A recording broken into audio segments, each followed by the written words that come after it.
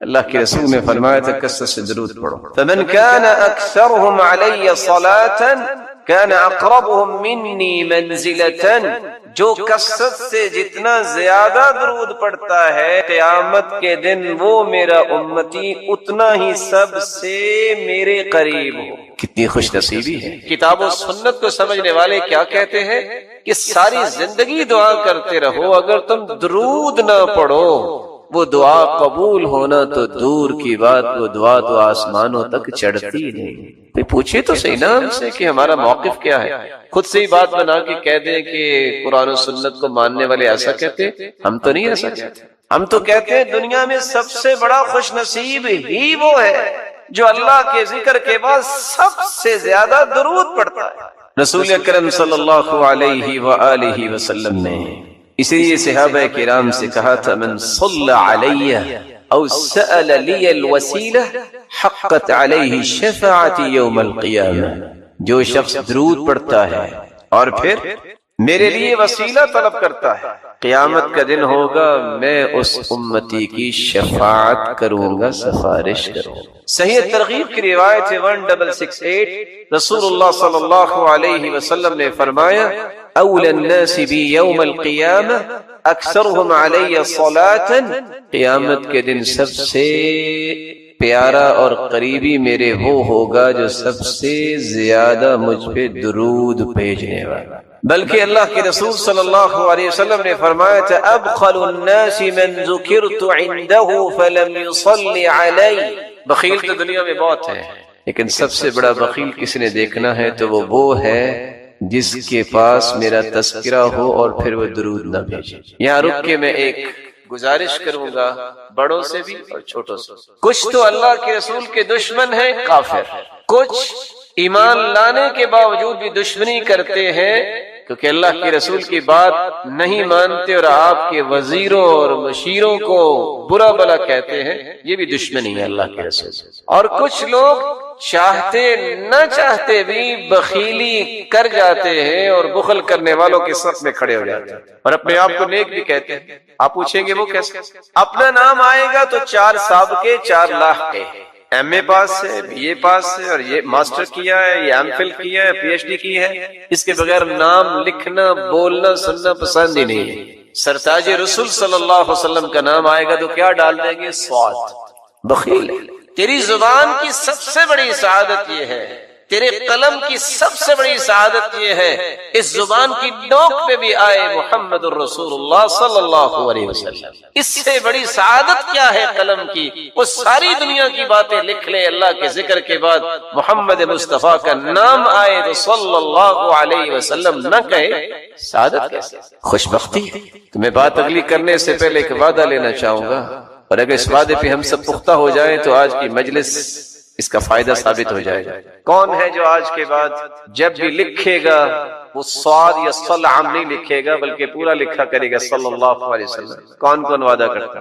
آپ اہل علم ہیں، آپ کو ان باتوں کا خیال کرنا چاہیے. کچھ لوگ سارا کچھ لکھیں گے، بسم اللہ الرحمن الرحیم نہیں لکھیں گے، 786 لکھ دیں گے. ان مسکینوں سے پوچھو 786 بنتا کیسے ہے؟ ابجد حوض حقی کو بھی نکالیں تو 786 بنا کے دکھائیں.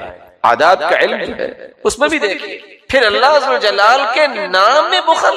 دنیا میں کسی سے محبت ہو تو اس کے تذکرے نہیں زبان پہ ختم ہوتے، تو رب تعالی جو خالق و مالک ہے اس کا نام مبارک لیتے وقت جو کہے کہ 786، یہ وہ رویے ہیں جو بتاتے ہیں کہ اللہ عز و جلال کی عظمت سے متعارف شخص نہیں ہے. آپ صلی اللہ علیہ وسلم نے فرمایا، صحیح ترغیب کی روایت ہے 1675، کل دعاء محجوب حتی یصلی علی محمد. ہر دعا روک دی جاتی ہے، وہ پہنچتی نہیں ہے آسمانوں تک جس میں درود نہیں ہوتا. بلکہ حسین ابن علی کی روایت ہے صحیح ترغیب کی 1681، من ذکرت عنده فخطئ الصلاة علی خطئ طریق الجنہ. جس شخص کے پاس اللہ کے رسول صلی اللہ علیہ وسلم کا تذکرہ کیا جائے وہ درود پڑھنا بھول جائے، وہ درود پڑھنا بھولا نہیں، جنت کا راستہ بھول گیا ہے. یہ ہمارا موقف ہے. اس پہ کوئی اشکال ہے تو کوئی بتائے. ہمارا تو موقف ہے دعا ہی قبول نہیں ہوتی، دعا چڑھتی نہیں، وہ جنت کا راستہ ہی بھول جاتا ہے. کون کہتا ہے کہ قرآن و سنت کی بات کرنے والے درود کے منکر ہیں؟ یہ صرف حاسد اور ناقد جو ہے جس کے پاس کوئی دلیل نہیں بنتی تو پھر وہ تانے دیتا ہے. تان و تشنیع کرنے والے کبھی بھی فلاح نہیں پاتے. اللہ کے رسول صلی اللہ علیہ وسلم پر درود بھیجنا یہ ہر مسلمان کی سب سے بڑی سعادت ہے. اللہ ذو جلال کے ذکر کے آپ صلی اللہ علیہ وآلہ وسلم کی محبت کا یہ تقاضا کہ آپ پر درود پڑھا جائے. اس کے بارے میں ایک ضروری بات سمجھنے والی ہے. کتنے لوگ ترجمہ کرتے ہیں ان اللہ وملائکتہ یصلون علی النبی، ان اللہ وملائکتہ، بے شک اللہ ذو جلال اور اس کے فرشتے یصلون علی النبی، وہ نبی پر درود بھیجتے ہیں. یہ ترجمہ ٹھیک نہیں. یا ایھا الذین آمنوا صلوا علیہ وسلموا تسلیما، اے مومنو تم بھی درود پڑھو. لفظ صلاۃ جب اس کی نسبت اللہ ذو جلال کی طرف کی جائے، ویسے تو صلاۃ کے 18 معنی ہے عربی زبان، لیکن جب یہ کہا جائے صلی اللہ، اس کا مطلب ہوتا ہے اللہ ذو جلال رحمتوں کی برکھا برسائیں گے، تعریف کریں گے. والثناء، فرشتوں کے سامنے اپنے محبوب کے تذکرے کریں گے، یہ میرا محبوب ہے جو سرتاج رسل. وہاں درود مانا نہیں ہو. لفظ صلاۃ جب فرشتوں کے ساتھ استعمال ہو، صلت الملائکہ، فرشتوں نے صلاۃ پڑھی، کیا مطلب؟ وہاں بھی درود کا معنی نہیں ہوگا. بلند مقام کے لیے برکت کی دعائیں کی فرشتوں نے، بخشش کی دعائیں کی.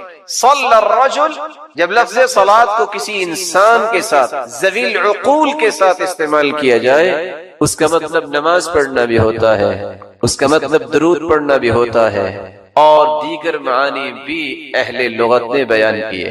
لیکن اگر غیر ذوی العقول کے لیے استعمال ہو، صلت الطیور والحیوانات، پرندوں نے درود پڑھا، یہ ترجمہ نہیں ہوتا. وہاں ترجمہ ہوتا ہے پرندوں نے اللہ ذو جلال کی حمد و ثنا بیان کی، اللہ ذو جلال کی تعریف کی ہے، حمد بیان کی. تو قرآن مجید کے ترجمے کو صحابہ کرام، تابعین اور تبع تابعین اور لغت کو سمجھنے والے لوگ ہیں، ان کے کیے گئے ترجموں کی روشنی میں ہی اختیار کرنا چاہیے. آپ کی محبت کا ایک ساتواں تقاضا بھی ہے، آپ کی محبت میں غلو نہیں کرنا چاہیے. یہ بھی ایک بات سمجھنے والی ہے. محبت وہی ہے جس کا تذکرہ اللہ ذو جلال نے قرآن میں کر دیا. بھلا اللہ سے بڑھ کے بھی کوئی محبت کی حقیقت کو پیش کر سکتا ہے؟ محبت وہی ہے جو اللہ کے رسول نے خود سمجھا دی کہ یہ میرے ساتھ محبت کر. غلو نہیں، حدود سے تجاوز نہیں، حدود کو کراس نہ کیا جائے. صرف 3 آیتیں اگر آپ ان کو یاد رکھیں تو کبھی بھی آپ غلو کا شکار نہیں ہوں گے. سورۃ الانعام کی 50 نمبر آیت، سورۃ الاعراف کی 188 نمبر آیت اور سورۃ الکہف کی آخری آیت 110 نمبر آیت. اللہ جلال فرماتے ہیں قُلْ لَا أَقُولُ لَكُمْ عِنْدِي خَزَائِنُ اللَّهِ وَلَا أَعْلَمُ الْغَيْبَ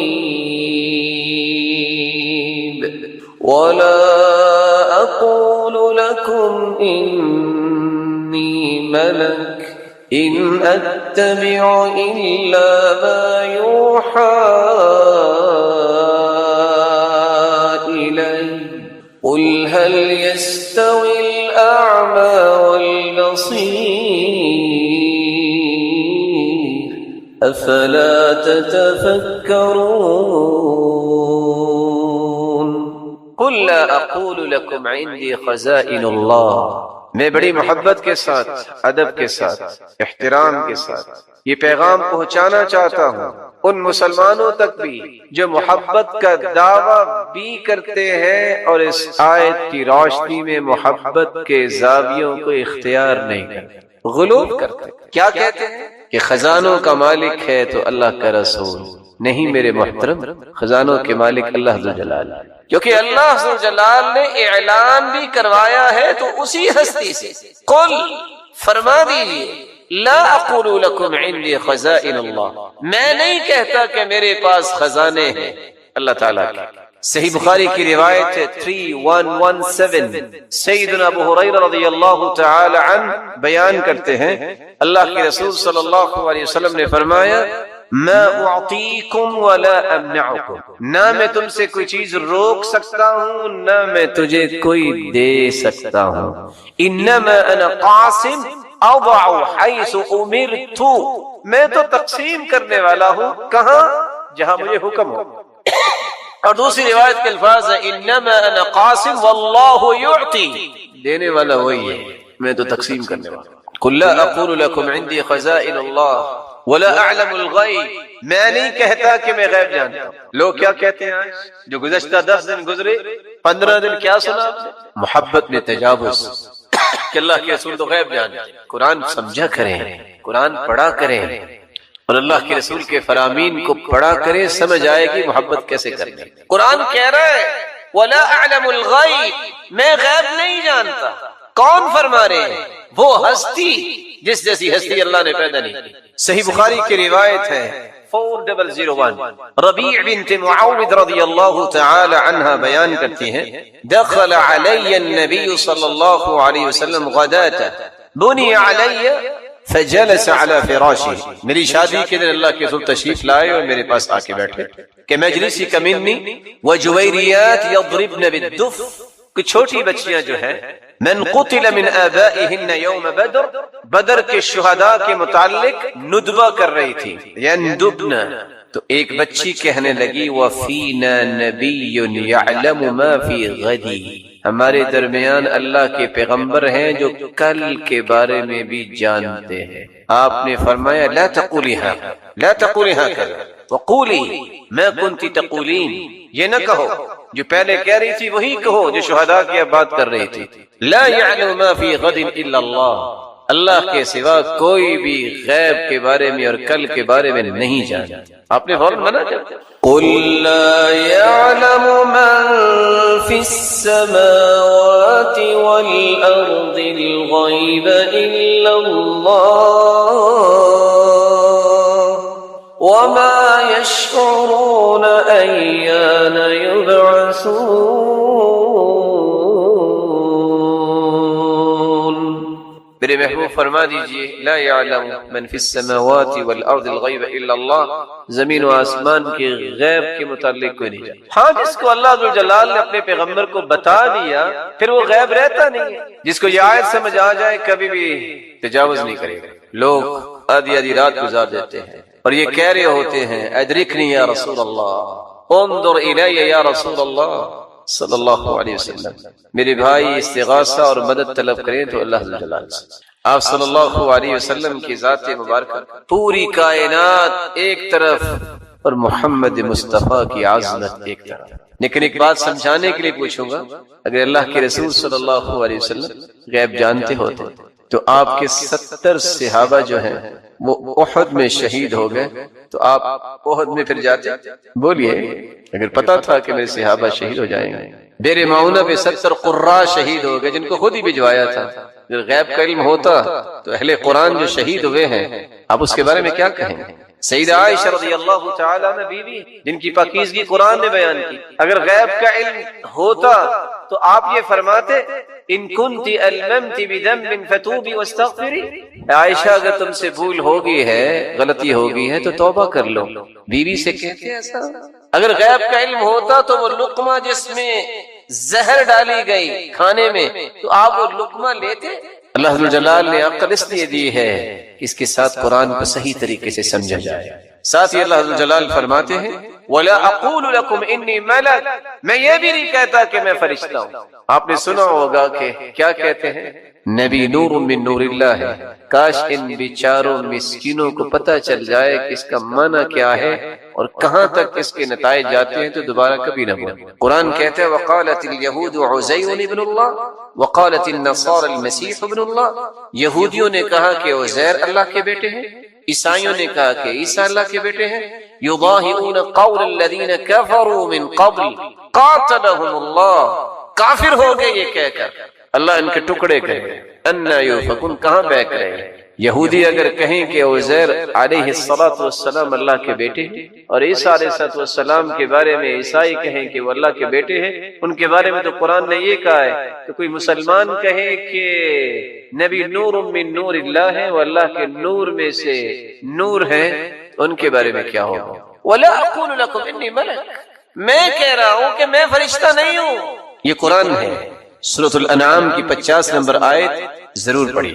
ان اتبع الا ما یوحى الی، میں تو اتباع کرتا ہوں جو میری طرف وحی آتا ہے. اور دوسری آیت قل لا املک لنفسی نفعا ولا ضرا الا ما شاء اللہ ولو كنت اعلم الغیب لاستكثرت من الخير وما مسني السوء إن أنا إلا نذير وبشير لقوم يؤمنون.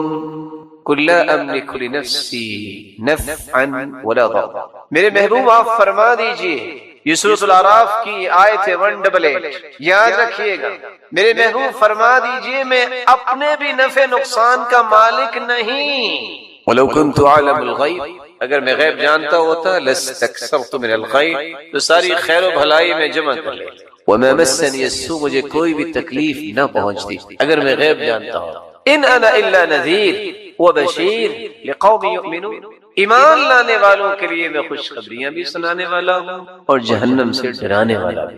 اور آخری آیت جو سورۃ الکہف کی ہے 110، جس میں اللہ جلال نے نتیجہ ہی نکال دیا، جس کے بعد مزید ضرورت نہیں ہے. جس کو اللہ نے عقل سلیم عطا کی ہے دوبارہ وہ حدود سے تجاوز نہیں کرتا. فرمایا قل انما انا بشر مثلکم. قل، میرے محبوب فرما دیجیے، انما انا بشر مثلکم، میں تمہارے جیسا ہی بشر ہوں. فرق کیا ہے؟ مجھے اللہ نے بشریت کا سرتاج بنایا. یوحى الی انما الہکم الہ واحد، مجھے اللہ نے پیغمبر بنایا ہے، رسول اور نبی بنایا ہے، وہی میری طرف اترتی ہے اور مجھے پوری کائنات کا سرتاج بنایا. انما الہکم الہ واحد، اور وہی کیا ہے؟ معبود برحق صرف ایک. اب بھلا بتائیے کہ اللہ کے رسول صلی اللہ علیہ وسلم سے اللہ جلال نے اقرار کیا، اعلان کروایا ہے کہ آپ فرما دیجئے اپنی امت کو کہ میں تمہارے جیسا بشر. پھر بھی کوئی نہ مانے تو کیا کہیں گے؟ صرف ہدایت کی دعا کریں. جمعے کی فضیلت اتنی ہی انسان اگر سمجھ لے جس کے بارے میں خود رسول اللہ صلی اللہ علیہ وسلم نے فرمایا. اور یہ روایت عبداللہ ابن عمر رضی اللہ تعالی عنہ اور ابو ہریرہ رضی اللہ تعالی عنہ سے مروی ہے. صحیح مسلم کی 865 نمبر روایت ہے. لَيَنْتَهِيَنَّ أَقْوَامٌ عَنْ وَدْعِهِمُ الْجُمُعَاتِ، لوگ جمعہ چھوڑنے کے جرم کو چھوڑ دیں. أَوْ لَيَخْتِمَنَّ اللَّهُ عَلَى قُلُوبِهِمْ، وگرنہ اللہ تعالیٰ ان کے دلوں پر مہر لگا دیں گے. ثُمَّ لَيَكُونُنَّ مِنَ الْغَافِلِينَ، پھر ان کی زندگی غافلوں کی زندگی ہو جائے گی. اور ایک دوسری روایت کے الفاظ یہ ہیں، من ترک 3 جمع متہاونا، جو شخص 3 جمعے سستی کرتا ہوا چھوڑ دیتا ہے، طبع اللہ علی قلبی، اللہ تعالی اس کے دل پر مہر لگا دیتے ہیں. رسول اللہ صلی اللہ علیہ وسلم نے جمعے کی فضیلت کے متعلق فرمایا. سیدنا ابو ہریرہ رضی اللہ تعالی عنہ سے مروی ہے کہ اللہ رب العزت کے پیارے پیغمبر نے صحابہ کرام کو اس بات کی خوشخبری دی اور فرمایا، نحن الآخرون الاولون یوم القیامہ، ہم دنیا کے اندر تو یہودیوں اور عیسائیوں کے بعد آئے ہیں، لیکن قیامت کے دن سب سے پہلے جنت میں جائیں. المقضی لهم قبل الخلائق، پوری کائنات سے پہلے اگر کسی کا حساب و کتاب ہوگا، کسی کو اس بات کی نوید سنائی جائے گی کہ تم جنت میں جاؤ، تو وہ امت محمد ہوگی. صحیح مسلم کی 856 نمبر روایت اور صحیح بخاری کی 876 نمبر روایت میں رسول اللہ صلی اللہ علیہ وسلم کا فرمان ہے، اضل اللہ عن الجمعۃ من کان قبلنا، ہم سے پہلے یہودی تھے، عیسائی تھے، لیکن وہ گمراہ ہو گئے جمعے کے متعلق. فکان للیہود یوم السبت، یہودی ہفتے کے دن کو مقدس سمجھتے. وکان للنصارى یوم الاحد، اور عیسائی اتوار کے دن کو مقدس سمجھتے. فجاء اللہ بنا، پھر اللہ تعالیٰ نے ہمیں نعمت سے نوازا، فہدانا اللہ لیوم الجمعہ، اللہ نے ہمیں جمعے کی نعمت سے نوازا، فجعل الجمعہ والسبت والاحد، تو اللہ نے ترتیب ہی بنوا دی جمعہ پھر اس کے بعد ہفتہ اور اتوار، وَكَذَلِكَ هُمْ تَبَعٌ لَنَا يَوْمَ الْقِيَامَةِ، اسی طرح قیامت کے دن وہ ہمارے پیچھے ہی ہوں گے، نحن الآخرون من اہل الدنیا والاولون یوم القیامہ، ہم آئے تو ان کے بعد ہیں لیکن قیامت کو سب سے پہلے حساب و کتاب ہوگا اور جنت میں جائیں گے۔ رسول اللہ صلی اللہ علیہ وسلم نے یہاں تک فرمایا جمعہ کا دن ایک ایسا مبارک دن ہے، اس سے مبارک دن سال کا کوئی دن نہیں سوائے رمضان کے اور ذی الحجہ کے پہلے 10 دن اور محرم کے، اور لفظ وہاں کیا ہے؟ خیر یوم طلعت علیہ الشمس یوم الجمعہ، جمعے کا دن ایسا مبارک دن ہے سال میں جب بھی سورج نکلتا ہے سب سے زیادہ خیر والا دن جمعے کا دن ہے۔ اس کی وجہ فیہ خلق آدم، اللہ تعالیٰ نے اسی دن آدم علیہ السلام کو پیدا کیا، وفیہ ادخل الجنہ، اور جمعے کے دن ہی اللہ رب العزت نے آدم کو جنت میں داخل فرمایا، وفیہ اخرج منہا، اور جمعے کے دن ہی جنت سے زمین پر اتارے گئے، نکالے گئے، ولا تقوم الساعة الا فی یوم الجمعہ، اور قیامت بھی جمعے کے دن ہی آئے گی۔ سنن ابی داود کے الفاظ یہ ہیں، وفیہ اہبط، آدم علیہ السلام کو زمین پر بھی اللہ نے اتارا تو جمعے کے دن، وفیہ تیب علیہ، اور جمعے کے دن ہی اللہ تعالیٰ نے آدم علیہ السلام کی توبہ کو قبول فرمایا، وفیہ مات، اور جمعے کے دن ہی اللہ کے پیغمبر آدم علیہ السلام فوت ہوئے، وفیہ تقوم الساعہ، اور جمعے کے دن ہی قیامت قائم ہوگی، اور ساتھ یہ فرمایا وفیہ ساعۃ لا یصادفها عبد مسلم وهو یصلی یسأل اللہ حاجتہ الا اعطا، اس دن ایک ایسی مبارک گھڑی ہے، اس مبارک گھڑی میں جو بھی دعا کی جائے اللہ تعالیٰ اس دعا کو رد نہیں کرتا۔ رسول اللہ صلی اللہ علیہ وسلم نے یہاں تک فرمایا، اور یہ سنن ابن ماجہ کی روایت ہے 1084 نمبر، کہ دنوں میں سرتاج دن، سید دن جمعے کا دن، ان یوم الجمعہ سید الایام واعظمها عند اللہ، جمعے کا دن تمام دنوں کا سید ہے، سرتاج ہے، اور وہ اللہ کے ہاں بڑی ہی عظمت والا دن ہے، وَهُوَ أَعْظَمُ عِنْدَ اللَّهِ مِنْ يَوْمِ الْأَضْحَى وَيَوْمِ الْفِطْرِ، بلکہ فرمایا کہ عید الفطر اور عید الاضحیٰ سے بھی زیادہ عظمت والا دن، فیہ 5 خصال، اس میں 5 ایسی خصلتیں ہیں، خلق اللہ فیہ آدم، اس دن اللہ تعالیٰ نے آدم کو پیدا کیا، وَأُهْبِطَ فِيهِ آدَمَ إِلَى الْأَرْضِ، اور اسی دن اللہ نے زمین کی طرف آدم کو اتارا، وَفِيهِ تَوَفَّى اللَّهُ آدَم، اور اسی دن اللہ تعالیٰ نے آدم کی روح قبض کی، وَفِيهِ سَاعَةٌ لَا يَسْأَلُ اللَّهَ فِيهَا الْعَبْدُ شَيْئًا إِلَّا أَعْطَاهُ مَا لَمْ يَسْأَلْ حَرَامًا، چوتھی خصلت جمعے کے دن کی یہ ہے کہ ایک ایسی مبارک گھڑی ہے جو بھی انسان اللہ سے طلب کرے اللہ رب العزت اسے عطا کر دیتے ہیں، وَفِيهِ تَقُومُ السَّاعَةُ، اور 5ویں خصلت اسی دن قیامت قائم ہوگی، مَا مِن مَلَكٍ مُقَرَّبٍ وَلَا سَمَاءٌ وَلَا أَرْضٌ وَلَا رِيَاحٌ وَلَا جِبَالٌ وَلَا بَحْرٌ إِلَّا وَهُنَّ يَشْفِقْنَ مِنْ يَوْمِ الْجُمْعَةِ، فرشتے، آسمان اور زمین، ہوائیں اور پہاڑ اور سمندر اس دن سے خوف کھاتے ہیں کہ اس دن قیامت قائم ہوگی۔ رسول اللہ صلی اللہ علیہ وسلم نے جہاں اس کو دنوں کا سرتاج کہا وہاں یہ لفظ بھی صحابہ کرام کو بیان کیے، ان من افضل ایامکم یوم الجمعہ، یہ افضل ترین دن ہے